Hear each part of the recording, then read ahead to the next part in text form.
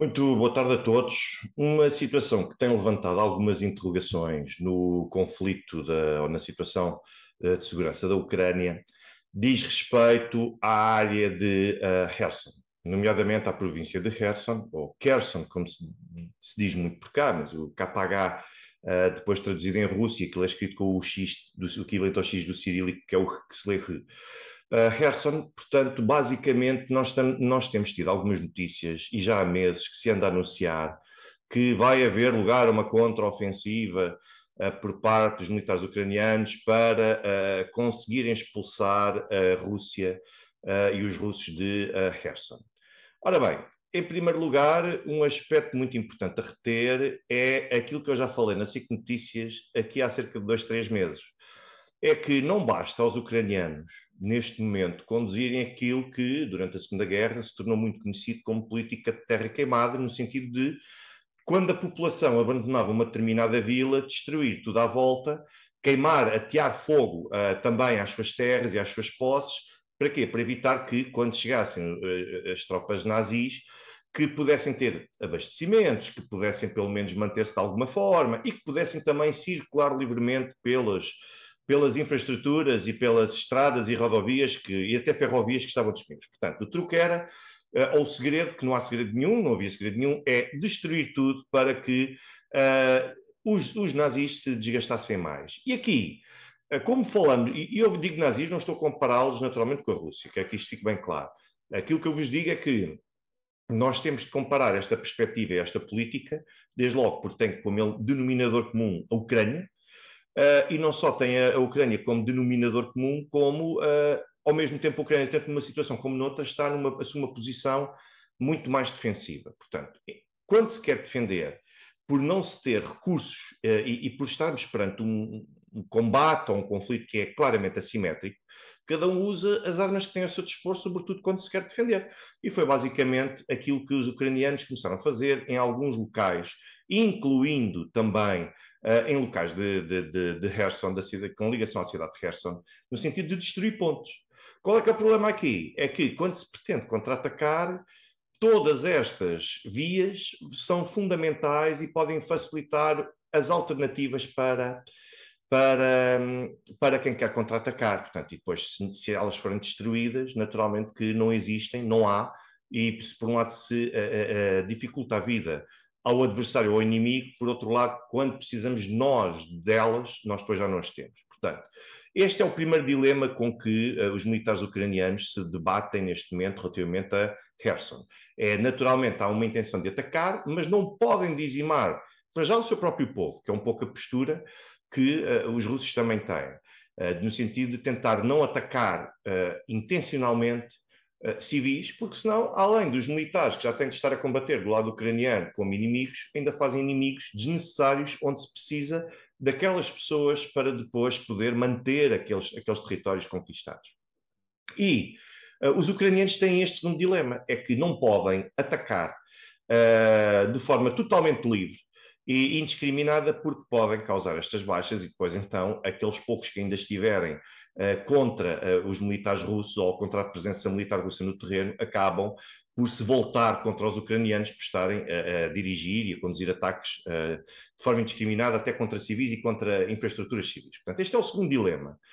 Depois, o terceiro é que os próprios ucranianos têm de perceber como é que vão conseguir minimizar os danos de forma a impedir que os russos possam aproveitar as infraestruturas e as vias existentes para fazer circular material pesado. Isto é extremamente ingrato, sobretudo para quem está do lado ucraniano, porque não se consegue isto, não é? Portanto, isto naturalmente que é uma intenção, isto é um sonho, mas é muito difícil de conseguir gerir, por exemplo, uma ponte, como é que nós vamos causar danos a uma ponte, mas sem a destruir, mas para impedir que os russos façam circular material pesado. É muito difícil, é muito difícil. E se calhar talvez por isso é que das imagens que nós vimos de uma das pontes da junta Kherson, que foi alvo de um foguete do sistema HIMARS, nós, ao mesmo tempo, nós vimos que aqui não destruiu, a ponte não foi destruída, ficou danificada com vários buracos, ou seja, este sistema também que está a ser utilizado acaba por não ser um sistema tão potente assim, ao ponto de causar dano num perímetro e num raio bastante alargado, porque senão acaba por se destruir tudo. É difícil, é. Mas estes são os 3 desafios que os ucranianos têm para começar a pensar em concretizar essa ideia de contra-ataque. Mas depois tem outro grande problema, é que se os HIMARS, numa fase inicial, estavam de facto a apresentar um número de uma eficácia, a meu ver, significativa e bastante interessante, nós temos de pensar que o sistema HIMARS que os ucranianos neste momento têm aproxima-se mais ou menos do número de 18 sistemas de lança-foguetes. E cada um desses sistemas está apetrechado para fazer disparar 6 foguetes de cada vez. Ora bem, qual é que é aqui também o outro problema que daqui advém? É que se o HIMARS só pode disparar 6 mísseis, isto quer dizer que, para já, os ucranianos têm de gerir muito bem os mísseis que têm, porque os americanos só têm cerca de 400 sistemas HIMARS, e tendo 400, já tendo fornecido supostamente 22, ou 21, em que 3 deles, 2 terão sido destruídos, um terá sido vendido, ou tentaram vendê-lo, e depois outros 2, os russos alegam que de facto os destruíram. Portanto, há aqui um número incerto, mas que rondará os 21, 22 sistemas HIMARS.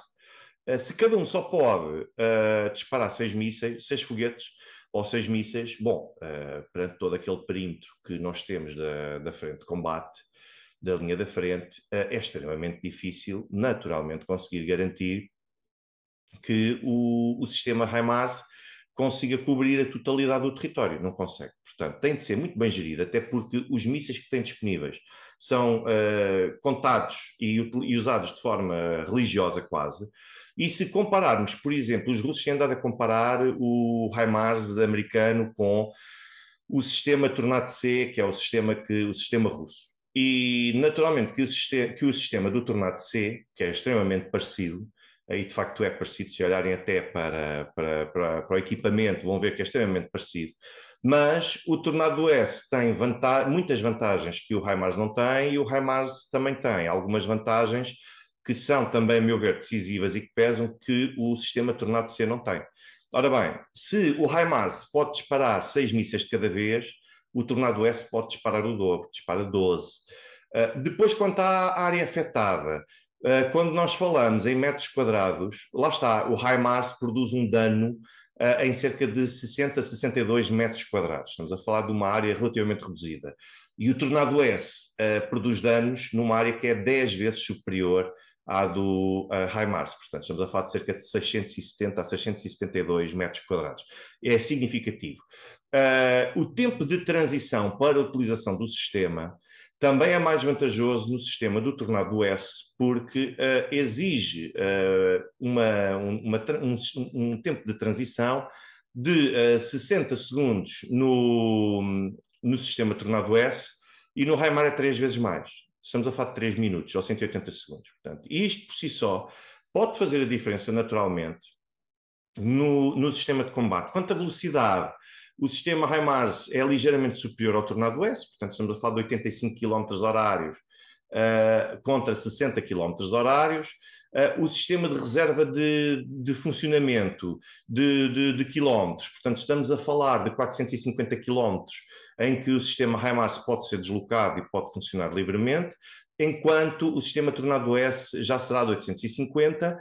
E depois, onde o HIMARS é verdadeiramente decisivo, e eu acho que tem uma vantagem que, de certa forma, acaba por equilibrar as restantes que o Tornado S tem, é quanto ao raio de alcance, em quilómetros. Ou seja, na melhor das hipóteses, o sistema HIMARS pode ir de 80 a cerca de 300 km. Ora, 300 km de distância é como nós estarmos a disparar um míssil em Lisboa e ele parar muito perto do Porto.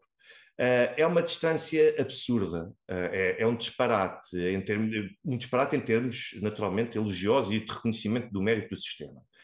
Já o Tornado S não chega no limite a metade daquilo que o HIMARS chega, ou seja, anda entre 120 a 150 km, que é quase a mesma coisa que nós dizermos que de Lisboa, se for disparado, chegará a pouco mais longe do que Leiria ou Fátima. Portanto, como veem, toda aquela área não chegava a Coimbra. Não chegaria a Coimbra, por exemplo. O Tornado Oeste tinha de ser mais aproximado e poderia estar sujeito, naturalmente, ao fogo do HIMARS. Portanto, isto só para vos dar a conhecer aqui alguns traços que eu julgo serem importantes para se perceber o que é que cada lado está a combater. Portanto, naturalmente que os russos, numa fase inicial, tentavam conter o HIMARS, desde logo por causa da velocidade a que circula, portanto, porque para chegar a 300 km de distância, isso quer dizer que ele tem de ser disparado cerca de bastante tempo antes, porque se atinge no máximo 85 km horários, ora bem, 80 km vezes 4 horas, nós estamos a falar mais ou menos de 3 horas e pouco desde o momento em que eles são disparados e que são atingidos, e depois também temos de falar, temos de ter em conta, dependendo do grau de aproximação que tiverem do terreno. E depois isto permite o quê? Permite aos russos mobilizar e conseguir transferir certo tipo de equipamento. Nem sempre conseguem fazer tudo da forma mais segura possível e com a eficácia possível, mas é uma forma de minimizar o estrago do HIMARS.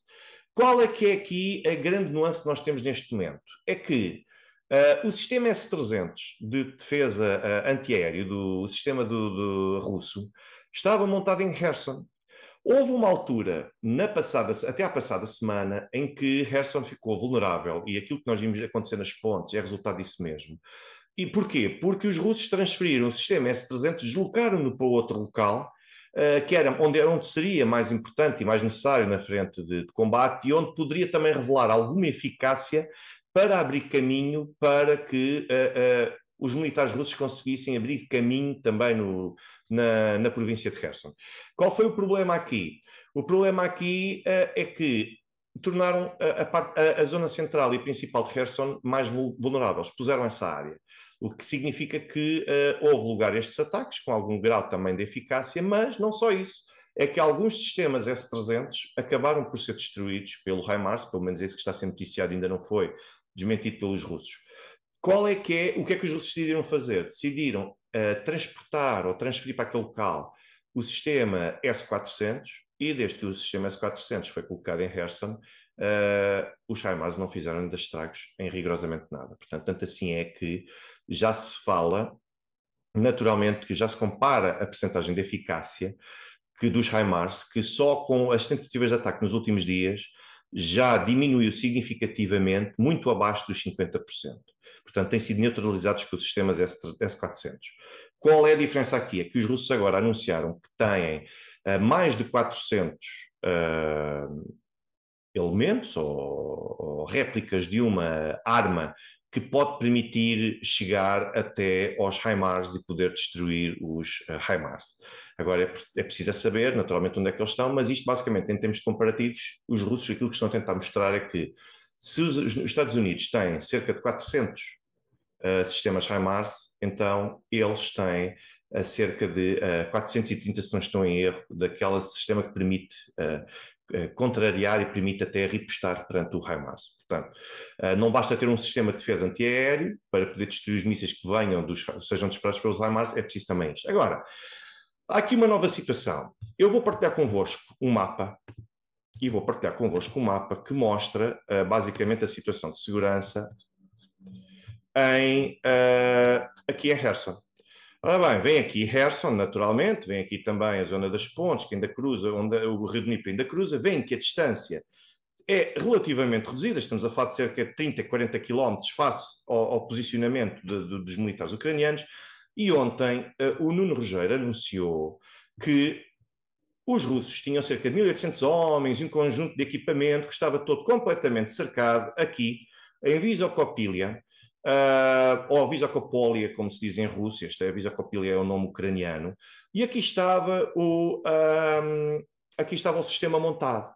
Aqui estão supostamente militares que estão aqui cercados por fogo russo e por fogo ucraniano, e disse o Nuno Rogério que bom, mas os ucranianos disseram que só permitem que eles saiam dali se eles entregarem as armas. Ora bem, o que é que aconteceu? O que aconteceu foi que o que Nuno Rogério acabou por dizer foram as declarações do Oleksiy Arestovich à Deutsche Welle no sábado passado. O Oleksiy Arestovich, para quem não sabe, é o conselheiro do presidente Zelensky e com maior visibilidade. E que deu uma entrevista, ou prestou declarações à Deutsche Welle, à alemã Deutsche Welle, e que acabou por dizer exatamente isto, ou seja, os russos estavam numa encruzilhada e, claramente, o objetivo seria tentar replicar em Fisiophilia aquilo que os russos fizeram aos ucranianos na Azovstal de Mariupol.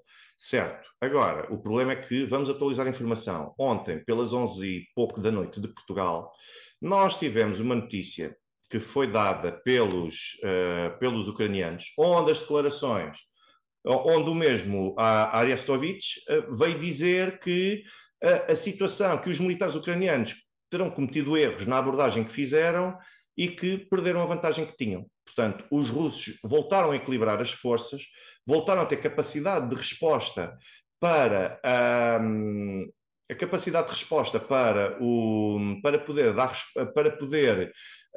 afastar os ucranianos, e agora os ucranianos perderam essa vantagem, e não só perderam essa vantagem, como correm o risco de ter de recuar. Portanto, é basicamente o que Arestovich vem dizer. Ou seja, os russos passaram de uma situação de cerco e em que estavam completamente rodeados, e a única saída de escape que tinham estava completamente cercada e debaixo de fogo, não tinham qualquer hipótese, e alguma coisa aconteceu que eu ainda não consegui apurar o que foi, mas espero poder apurar brevemente para poder partilhar convosco, acabou por inverter a situação. Ou seja, os ucranianos perderam esta vantagem que tinham, perderam a hipótese de cercar e de capturar esta cidade e também cerca de 1.800 militares, o que poderia servir como elemento animador para as restantes frentes de combate, e eles perderam isso. Portanto, o que acaba não só por não significar que não há nenhuma vitória ucraniana aqui, e dificilmente vai haver, a menos que as coisas se invertam novamente, como, por outro lado,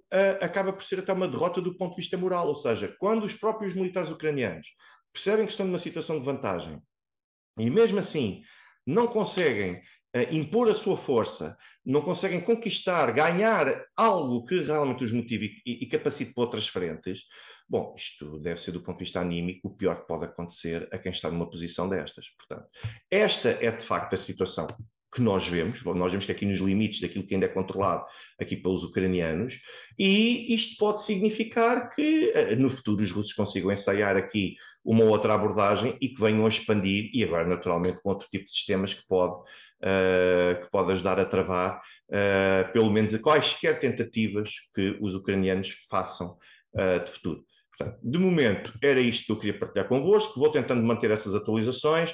Amanhã, não percam, às 11h30, estarei na SIC Notícias para poder dar também a minha análise sobre a atual situação de segurança e também económica, nomeadamente relativamente à questão dos cereais. Uma boa tarde a todos e até amanhã.